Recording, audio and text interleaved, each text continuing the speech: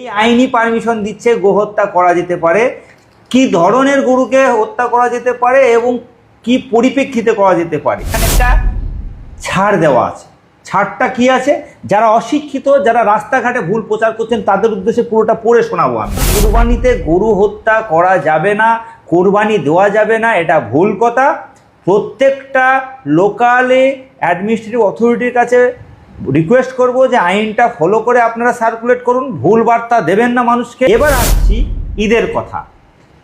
এগুলো ব্যবসা ভিত্তিক যেটা হয় তার জন্যেই নোটিফিকেশান, কিন্তু এটা মাথায় রাখবেন।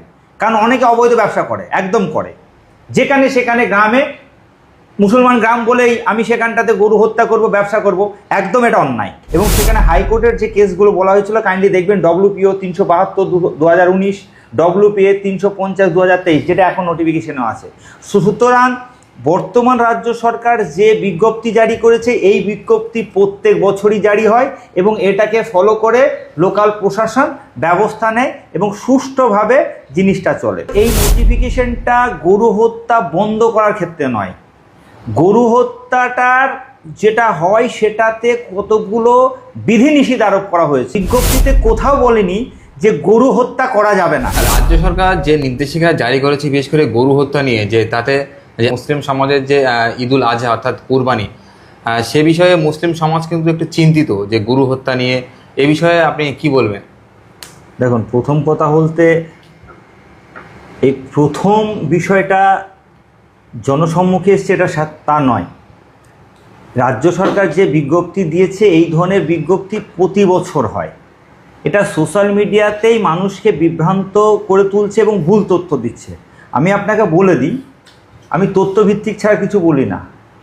West Bengal animal slaughter control act 1950, আপনারা দেখবেন সোশ্যাল মিডিয়ায় যেটা নোটিফিকেশান দিয়েছে বা গভর্নমেন্ট যে নোটিফিকেশান জারি করেছে সেটাই অ্যাক্টের উপরে।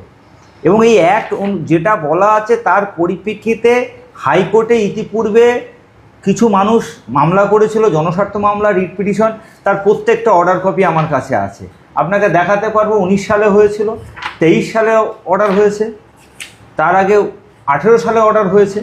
তাতে যে নির্দেশিকা অনারেবল হাইকোর্ট দিয়েছিল সেই নির্দেশিকা অনুযায়ী ইতিপূর্বে আগের যে সরকার ছিল সেই সরকারও নোটিফিকেশান জারি করেছিল প্রত্যেক বছর। আমি আপনাকে গত বছরের নোটিফিকেশানটা দেখাতে পারি, 5ই জুন 2024 আছে। এবং এই নোটিফিকেশানে কি আছে আমি আপনাকে দেখিয়ে দিই। সাবজেক্ট ম্যাটার কি না, notification publish in compliance of directive of honourable high court Calcutta in connection with the observation Eid uz Zuha Bakrid. কোরবানির সময় একটা গাইডলাইন্স দিল এবং সেখানটাতে গরু হত্যা হবে কি হবে না, কি গাইডলাইন্সে হবে, এবং সেখানে হাইকোর্টের যে কেসগুলো বলা হয়েছিল কাইন্ডলি দেখবেন, WPO 372/2019, WPA 350 2023, যেটা এখন নোটিফিকেশনও আছে। সুতরাং বর্তমান রাজ্য সরকার যে বিজ্ঞপ্তি জারি করেছে, এই বিজ্ঞপ্তি প্রত্যেক বছরই জারি হয় এবং এটাকে ফলো করে লোকাল প্রশাসন ব্যবস্থা নেয় এবং সুষ্ঠুভাবে জিনিসটা চলে। দ্বিতীয়ত কথা হলো, বিজ্ঞপ্তিতে কোথাও বলেনি যে গরু হত্যা করা যাবে না। আপনার ওই নোটিফিকেশনটা তো কোথাও লেখা আছে যে ব্যান করলাম।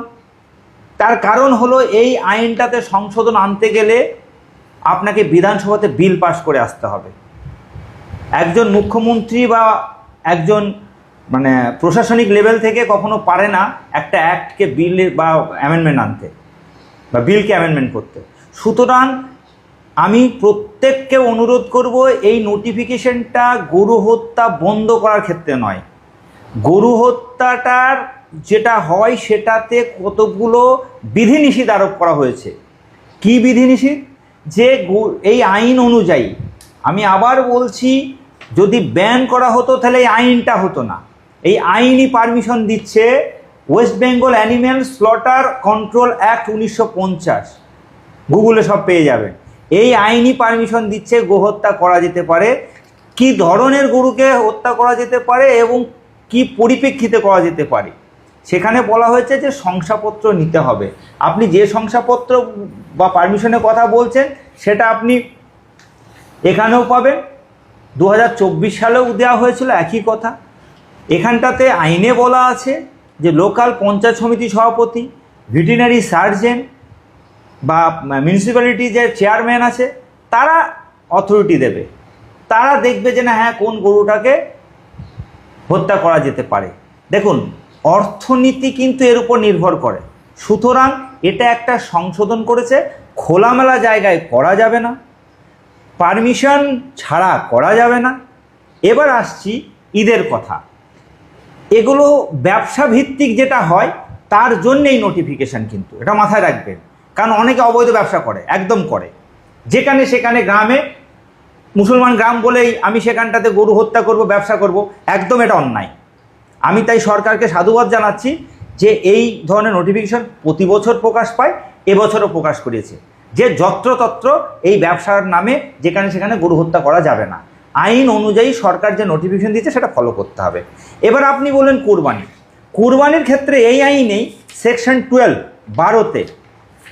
12তে আপনার এখানে একটা ছাড় দেওয়া আছে। ছাড়টা কি আছে? যারা অশিক্ষিত, যারা রাস্তাঘাটে ভুল প্রচার করছেন তাদের উদ্দেশ্যে পুরোটা পড়ে শোনাবো আমি।